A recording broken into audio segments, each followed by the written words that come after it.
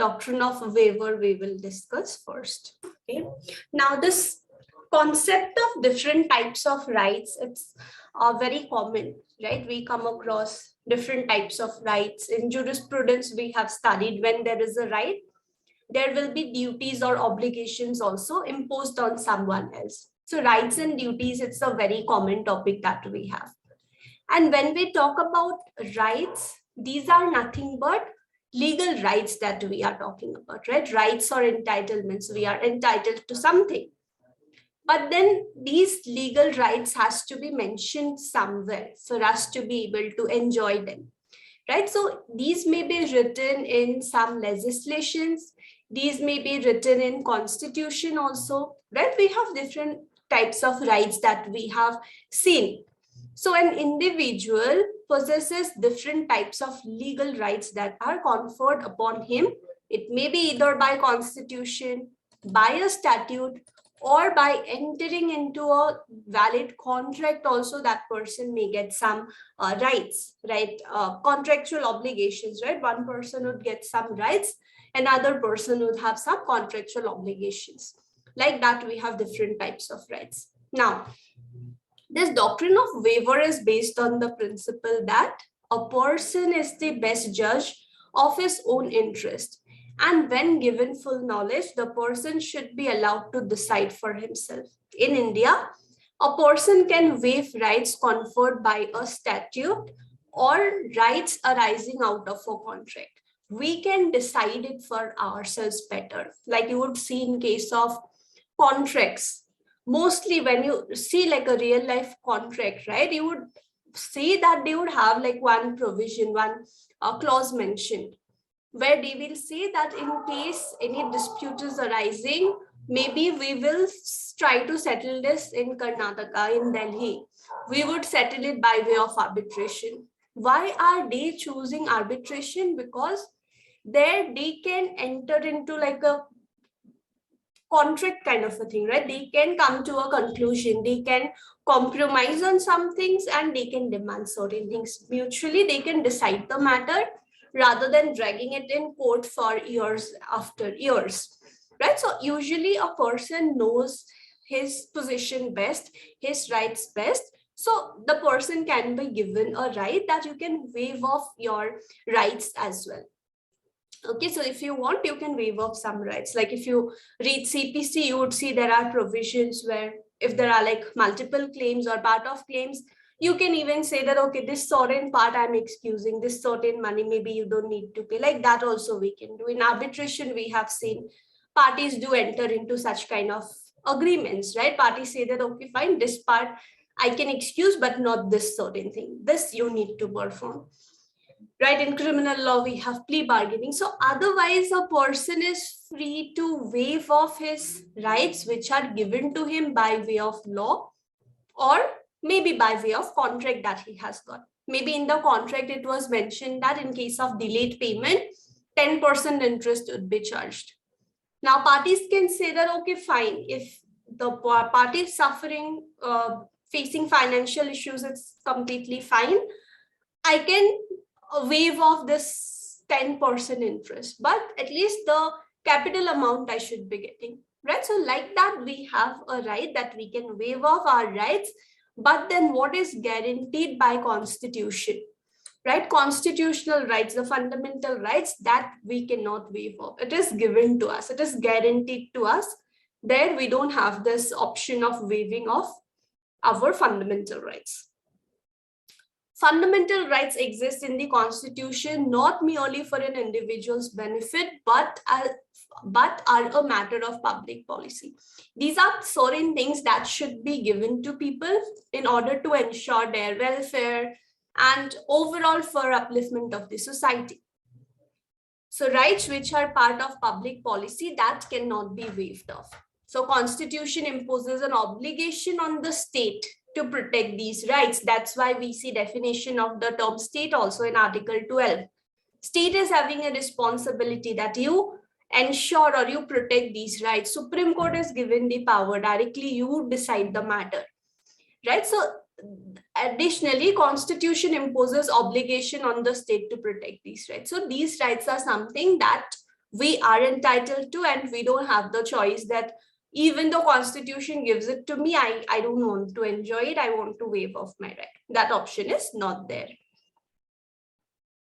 Okay, so this Olga Tellis case, which we had discussed relating to right to livelihood, right? So it was said that if, okay, the municipal corporation contended that dwellers cannot raise any such plea within the purview of their previous undertaking. So there were some undertakings made between the corporation plus the slum dwellers. So it was held that as such, those undertakings would not be enough, even though between two parties there is some undertaking, there is some kind of agreement, mutual understanding, those will not be valid, because in Constitution whatever rights are guaranteed, these are guaranteed to us. We cannot basically waive off these rights.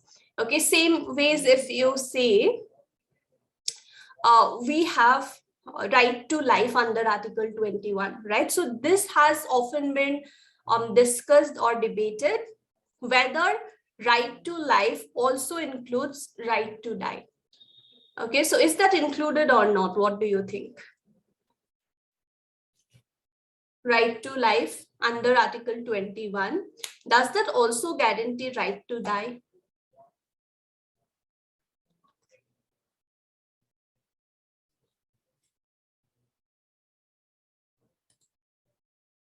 See, when we look at Article 21, right to die may come in like two different situations. One is when the person is suffering beyond like a certain limit, right? Because when we say Article 21, we don't just have like a right to life, but we have a right to live a dignified life, right? We have a right to live a dignified life. So if because of some disease or because of some health issues, the person is in such a position that it's nearly impossible for him to recover, okay, or there is like very less hope and the person is suffering every single day. Any one of you, have you watched that movie Gujarish, Hrithik Roshan, Aishwarya Rai? Anyone?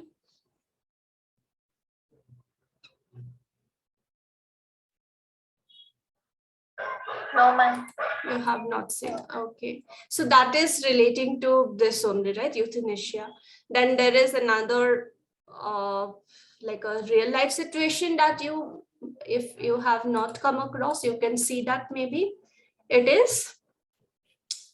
Second.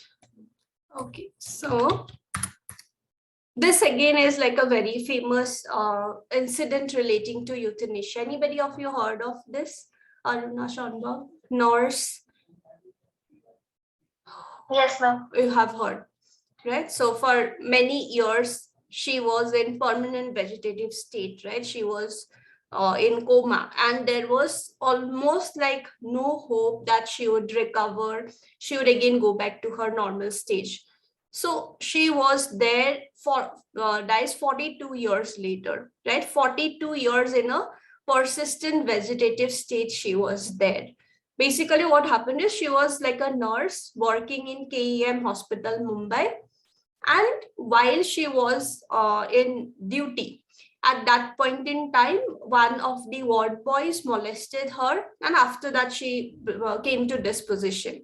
Now, because she was like during her like employment, the incident happened. KEM hospital, what they did is they said that we are like taking care of her treatment and everything. So one bed was assigned to her, and all the treatment, everything was given by the hospital itself, KEM hospital, and she was getting the treatment and everything. Now her condition was such that people would know by looking at her that there is no hope, like her skin parts were like tearing out and those kind of situation it was.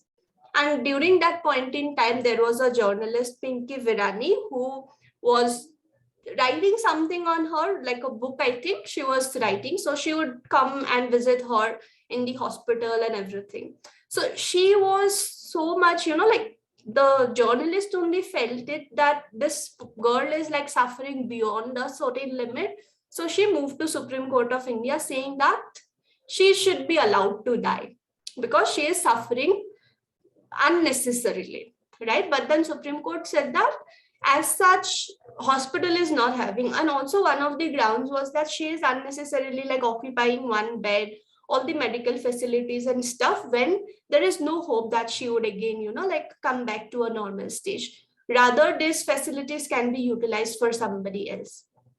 But then Supreme Court said that if hospital authorities are not having any problem giving her the treatment and everything, then Pinky Virani should not be like seeking that permission. So it was not allowed. And then finally she died after 42 years, around I think 2015 or something, around that time she died. But yeah, now we have this concept of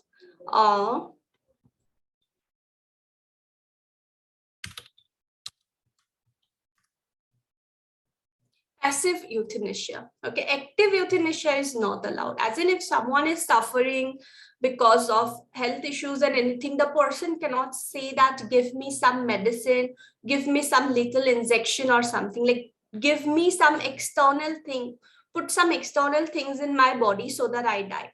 That a person cannot claim. But what a person can claim is passive euthanasia, as in it's not active. Actively you are not giving anything to the person, or actively you are not doing anything, but it is passive euthanasia. Passive as in what you are doing is, maybe a person was in life support system, so you are removing the life support system, right? So actively you are not doing anything with the person, but passively you are like killing the person.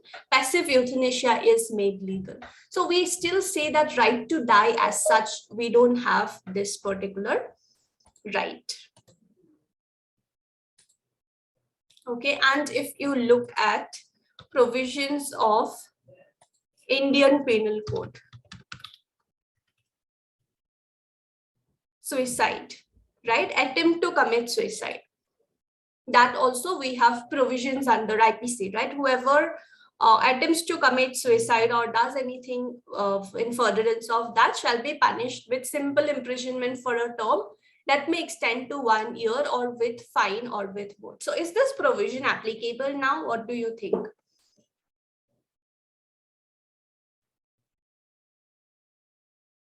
If someone attempts suicide and that attempt is unsuccessful, can we punish the person?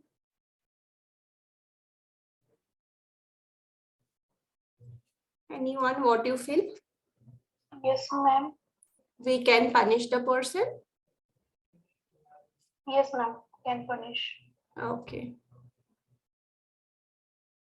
Anyone else? Everyone thinks we can punish the person?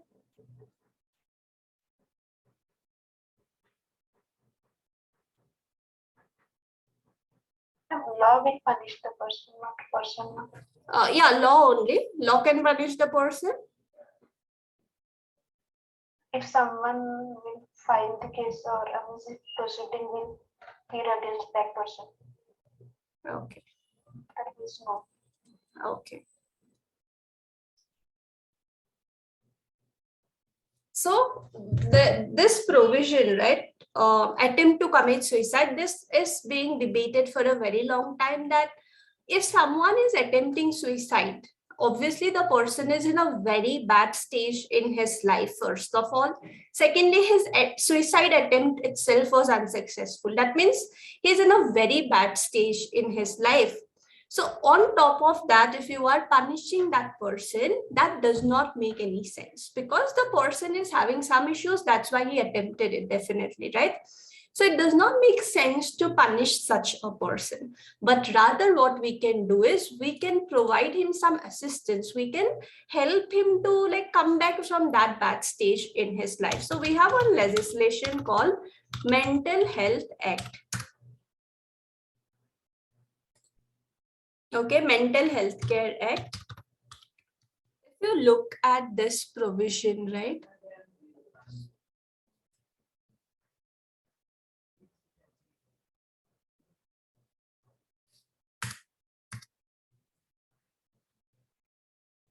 See, it mentions clearly presumption of severe stress in case of attempt to commit suicide. As in, we know, right, in some cases court would presume something. In case of like attempt to commit suicide also, it would be presumed. Okay, court would itself presume that there was severe stress in case of attempt to commit suicide. So notwithstanding anything contained in section 309 of IPC, does not matter what is written in 309 of IPC, any person who attempts to commit suicide shall be presumed, it would be presumed in itself, no need to prove also, unless proved otherwise. You can prove the otherwise thing, but court would presume that this person was in severe stress. If you have any proofs, you can prove that. That is completely fine. So unless proved otherwise, what would happen is to have severe stress and shall not be tried and punished under the said code.